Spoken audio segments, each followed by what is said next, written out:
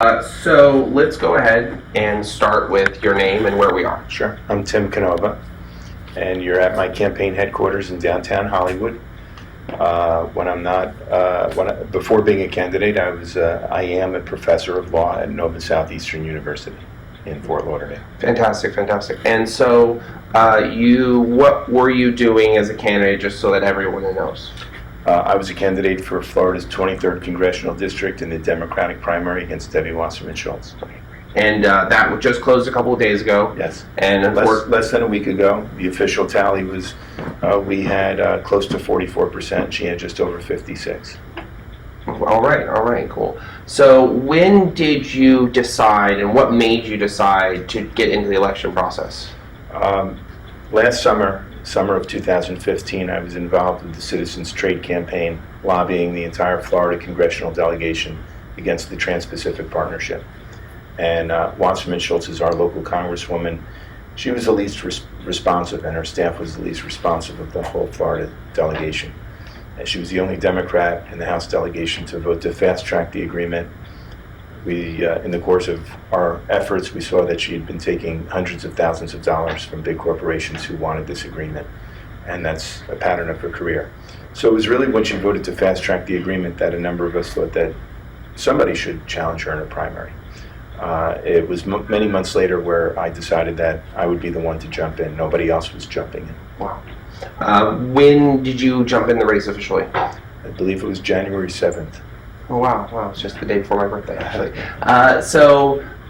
What ultimately you saw no one else jumping in the race, you just felt like it was the thing to do, it was your responsibility? Well, yeah, I should say there were a number of things were going through my mind. One, I thought that Bernie Sanders had a real chance to get the nomination. I saw the kind of big crowds and enthusiasm he was getting in the fall of 2015. And I thought if he gets elected president, which I thought was a possibility, he would need a Congress to work with that wasn't filled with people like Debbie Wasserman Schultz, with corporate-dominated Democrats. He was calling for people to step up, and I thought if he could be doing it, if he was putting it on the line at his age, that I felt an obligation to step up and try to do what I could to help this political movement.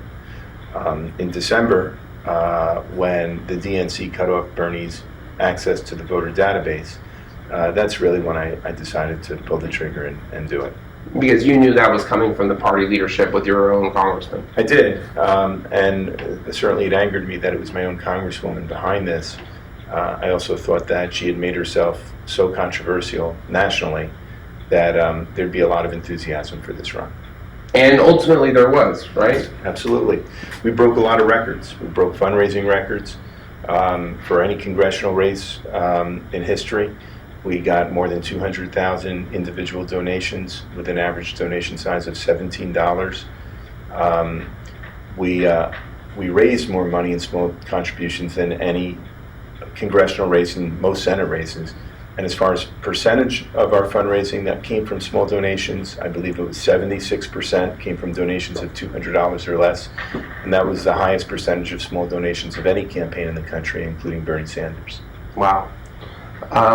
So a lot of people tend to take that kind of money and they throw it into advertising. They throw it into radio ads. And what did you do with that kind of money? Well, we were on radio and TV, but we really put a lot more of the money into a ground game than most campaigns would. There were a lot of political consultants who were giving me unsolicited advice, of course trying to convince me to spend more money on TV and radio and less on the ground. And I resisted that advice, and we built up what I believe was the biggest ground game in the country. We had 4 field offices, many dozens of people working full-time for us, and many more volunteers.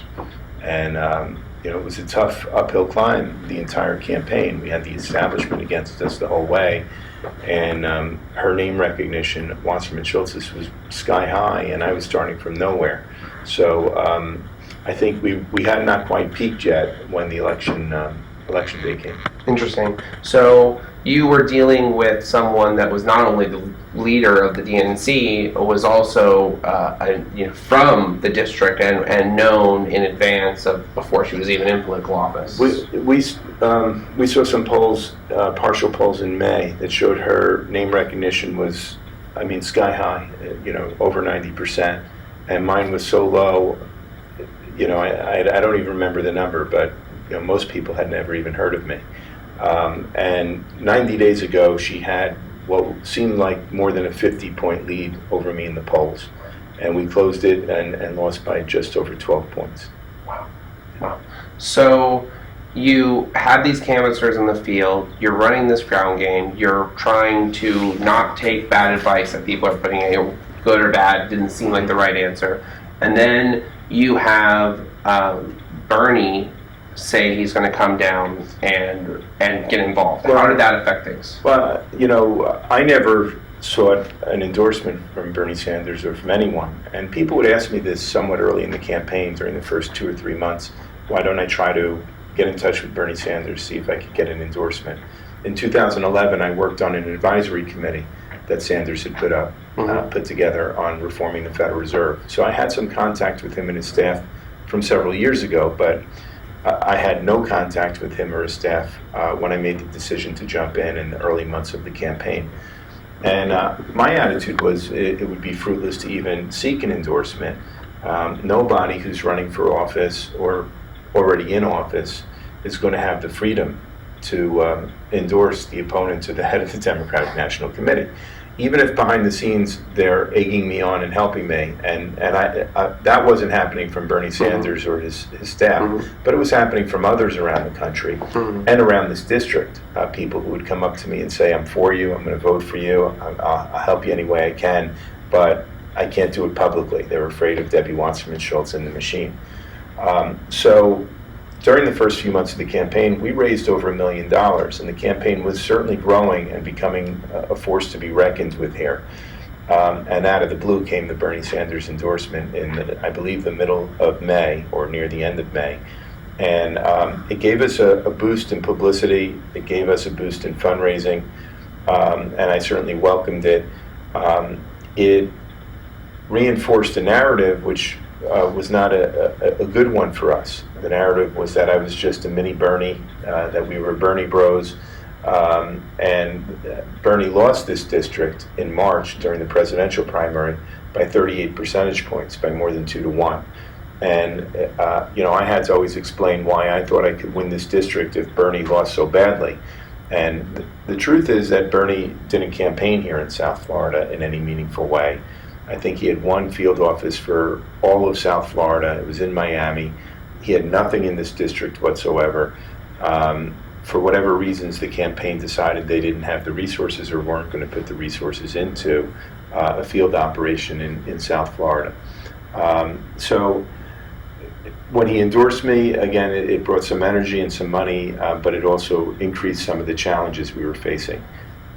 So it allowed the media to control the message. You weren't able to talk about your issues anymore. They were just talking about what Bernie was having an impact on the race. There was a lot of that throughout the campaign, and after Bernie's endorsement, of course, that intensified. We kept building out our field army, our field organization. I was hoping that we'd get a little bit more support down the home stretch, and during the Democratic Convention in Philadelphia, Bernie Sanders was interviewed a number of times, and in those interviews, he said that he planned to campaign for down-ballot candidates. I think he said 100 of them, and my name and our campaign was the only one that was mentioned by name. So that increased everybody's expectations here in the district. Certainly among staff and supporters, people were excited. The press could not write about anything else. It was always, "Where's Bernie? Where's Bernie?" And of course, I was saying that I had read the reports too, and was hopeful Bernie would come down here and campaign.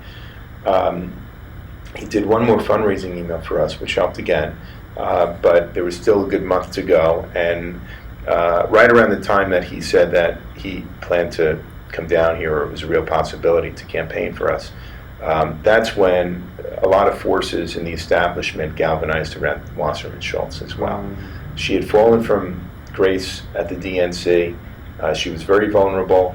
We did our own first poll, a full poll, that showed that her favorability ratings had fallen at least 30 points and was right around that tipping point of 50%. And that 80% of the folks in the district were aware of her resignation and disgrace, and for half of them, it would make a difference in their vote. Meanwhile, Bernie's popularity went way up in the district because he had endorsed Hillary Clinton instead of blowing up the party. So it was certainly, we were thinking it could be very helpful for Bernie to come here and campaign for us. But then things went quiet, and our efforts to reach out and find out what was going on did not bear any fruit at all. Well, the people in South Florida are notoriously forgiving to their people, so if they have a personal connection with what's happening, that's not going to affect the voters as much as it would in other states. Do you think that played a factor? Well, it might have. And it's easier to forgive Wasserman Schultz for what she did when she gets a vocal endorsement from the President of the United States. He does radio ads for her. The Vice President comes down here. Hillary Clinton comes down here. Nancy Pelosi, Gabby Gifford, John Lewis, and a number of other African American congressional leaders. And then a super PAC steps in with $1 million perhaps of ad buys for Debbie and negative ads towards me. So really the forces of the establishment mobilized quite extensively during the very final few weeks of this campaign. And during that same time, while I'm trying to get the message out on issues that I had been resonating, the Trans-Pacific Partnership was one, but Social Security expansion, the drug war, private prisons, which Wasserman Schultz had supported, the environmental catastrophe happening with the blue-green toxic algae tide, lots of issues. And I remember holding a press conference to talk about these issues and to talk about Wasserman Schultz's flip-flops on these issues. And all they would ask about, all they wanted to ask about was, where's Bernie? And when those articles were written by the Miami Herald and the Sun Sentinel, that's what the titles were and what a big part of the articles were. Interesting. So it did kind of take a lot of the oxygen out of the room and make the campaign that much more difficult. When we are talking about how much money Bernie helped raise, how much money did your campaign raise in total? I believe over $3.8 million, and Bernie had two fundraising emails that I think just today on Meet the Press said that the two fundraising emails brought in $600,000. I believe it was more than $600,000, and it expanded our fundraising list. So it did help bring in money. We were doing well beforehand, and I'm sure we would have done well anyway, but the extra money did enable us to do more on the ground and with TV and radio, and I'm grateful for the help that we did get. So, speaking of help you got, there were articles going on about having some of the strategists come down and work with your campaign from Bernie's campaign. That did happen. Can you tell us a little bit about how that came to fruition and who were the people, like what group, and then what ultimately happened with that? There were two folks from Tad Devine's group that came down here, met with us throughout the morning, and had lunch with us. And based on that, we thought we would move forward with them and use them as media consultants. We were aware of TV commercials. They had done ads for Bernie during his campaign. We thought they'd be helpful not just in our ad campaign, but also in strengthening our ties to Bernie Sanders and getting him to come down here and campaign for us. That ultimately did not happen. The Devine team went back to D.C., gave us some advice. They wanted us to spend a lot more money on TV ad buys than we even had. And it happened right when I was shifting more money in our budget to our field operations. It was clear to me that we really needed to amp up the field even more. And I think that caused some dissatisfaction in the relationship, that we were not just rubber stamping their advice. I think they felt very slighted by it, is my impression. And they decided to just get up and leave. And at an inopportune time for us. I was under the impression that the Devine team was negotiating with the local media for hosting a debate between Debbie Wasserman Schultz and myself.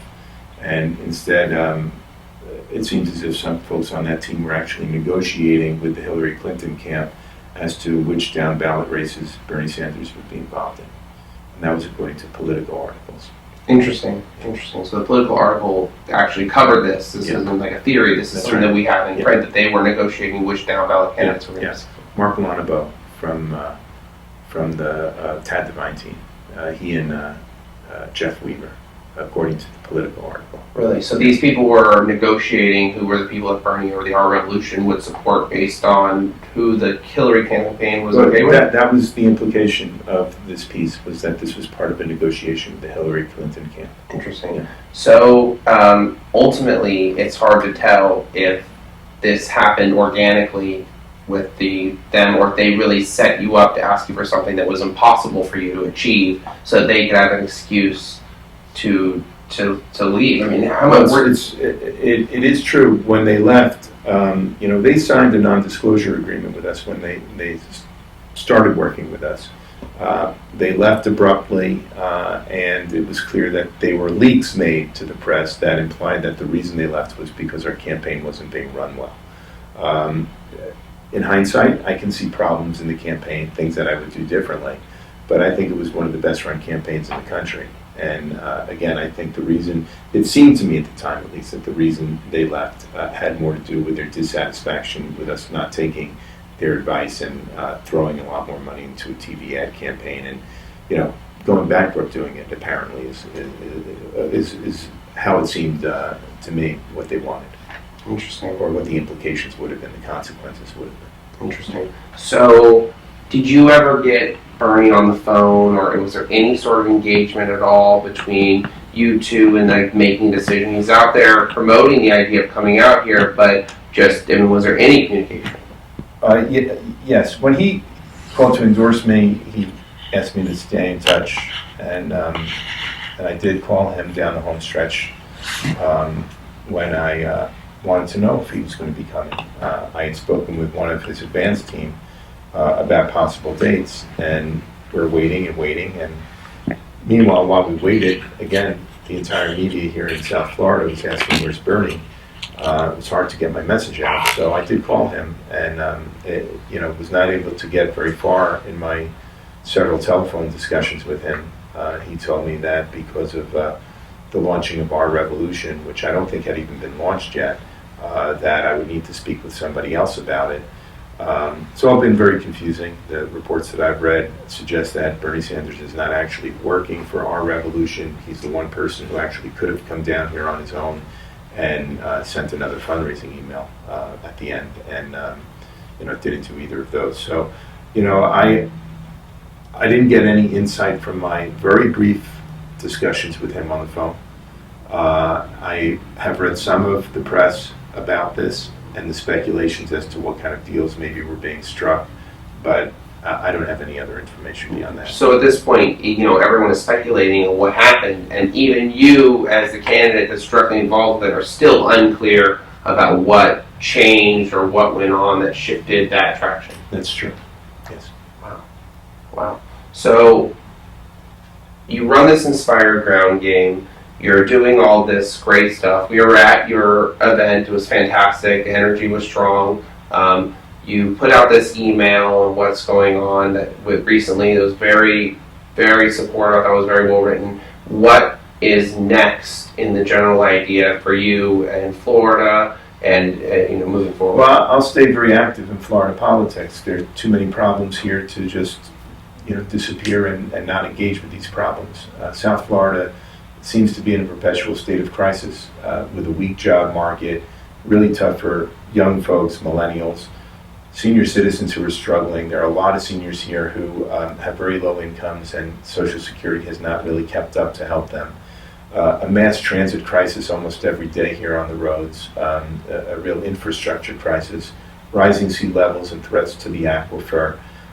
The list just goes on and on. So I will stay involved. We've built up an awful lot of support through this campaign, and I'm finding folks are still very supportive. So we will probably launch a new project to stay involved with civic engagement and outreach and education to the community.